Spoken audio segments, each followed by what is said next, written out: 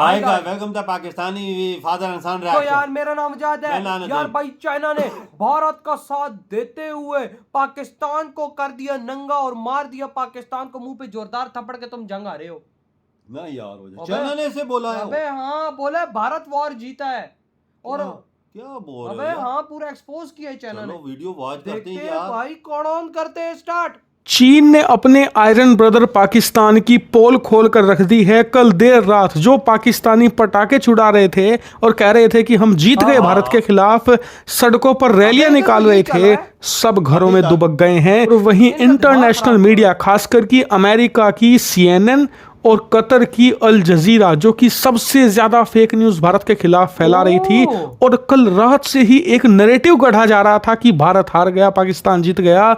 सारे के सारे रिपोर्टर ऑफलाइन जा चुके हैं। क्यों ऐसा हो रहा है खुद अपनी स्क्रीन पर देख लीजिए।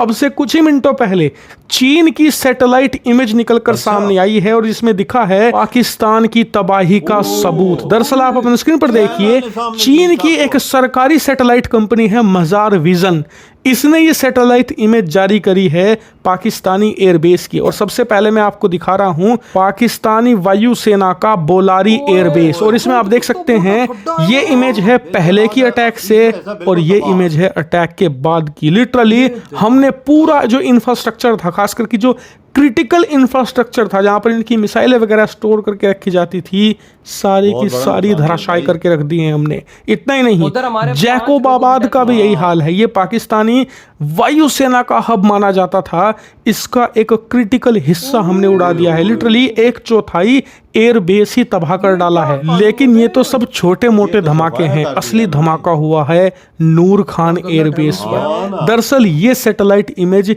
चीनी कंपनी ने खुद जारी किया है, जिसमें आप देख सकते हैं ये पाकिस्तान का सबसे बड़ा एयरबेस है नूर खान एयरबेस, और यहां पर पाकिस्तान के न्यूक्लियर एसेट्स हैं। जी हाँ, ये पाकिस्तानी परमाणु शक्ति का केंद्र है।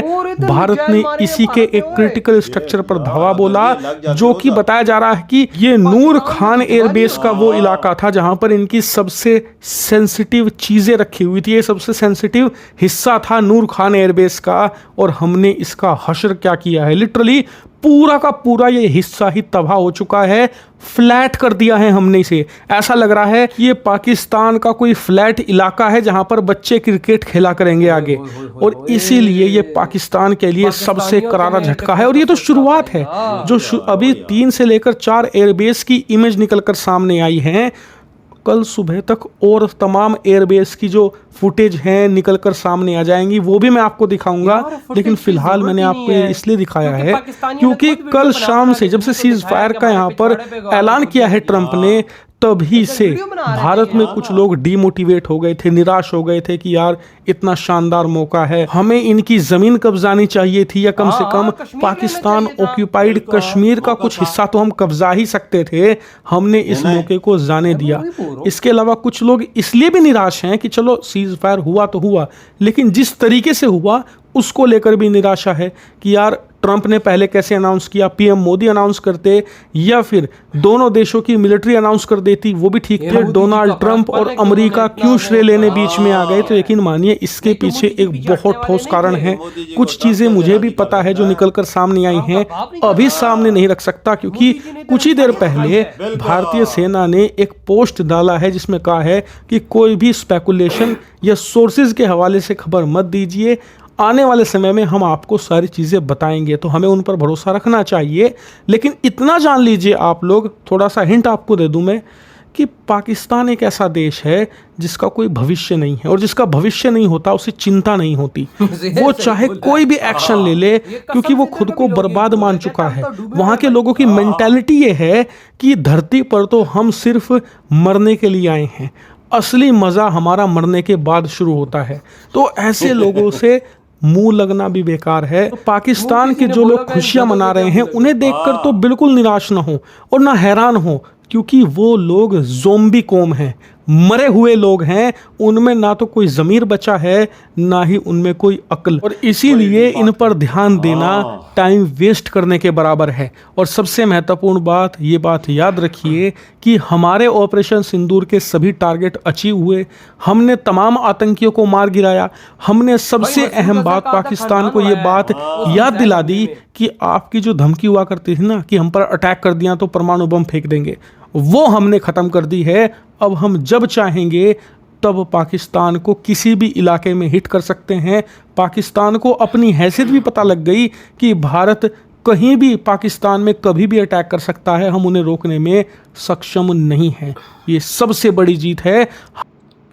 सही कहा भाई साहब। मैं एक इधर सीधी सी बात करूंगा, पाकिस्तान को टू बी ऑनेस्ट सोचना चाहिए अपने डिफेंस सिस्टम पर। हमें सोचना चाहिए, क्योंकि भारत ने लाइनों पे लाइनें, उन्होंने भाई ड्रोन गिराने के डिफेंस सिस्टम लगाए हुए हैं, बड़े से बड़े फाइटर जेट लगाने के डिफेंस सिस्टम उड़ाए, वो उड़ाने के लगाए हुए हैं।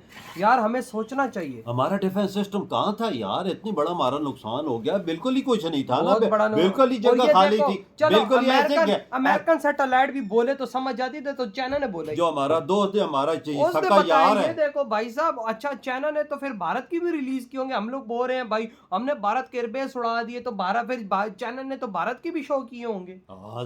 तो फिर भाई साहब उन पे वो क्यों नहीं डैमेज हुआ पड़ा हुआ? हाँ ना, उसका भी कोई सामने आता ना, नहीं हुआ है ना।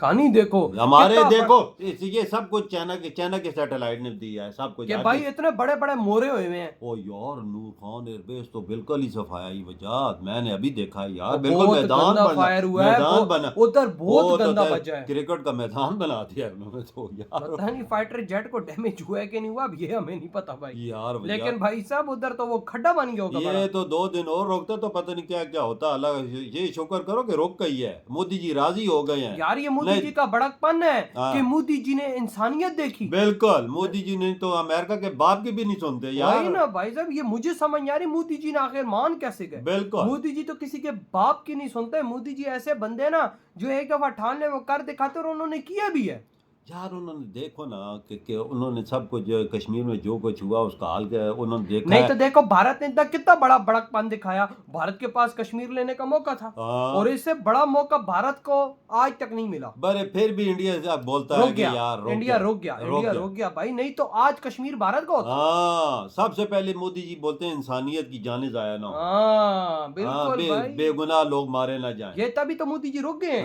नहीं तो मोदी जी को कौन रोक सकता? कोई नहीं ना, सवाल ही नहीं पैदा होगा। ये तो हमारे लिए भाई मोदी जी का बड़कपन है कि उन्होंने हम पे रहम कर दिया। ये तो उनका बड़ा पन है कि उन्होंने राजी हो गए। यूं किया बात। ये बात मैं तभी तो ये बात बोल रहा हूँ। नहीं तो आप देखो हमारे एयर बेसेस को बहुत गंदा डैम बलोरी का देखो उड़ाया आधा। बिल्कुल, मेरी बात याद रखना, मेरी बात सुन।